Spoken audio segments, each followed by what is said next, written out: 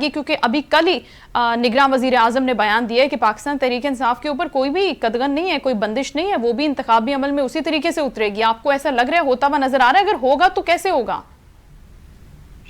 मुझे ऐसा लग रहा है जैसे मुस्लिम लीग नून को 2018 में सियासी मुश्किलात का सामना था और इंतखाबी मुहिम चलाने में उन्हें खासी मुश्किल दरपेश थी। इसी तरह 2023 या 2024 के इलेक्शंस में पीटीआई को बहरहाल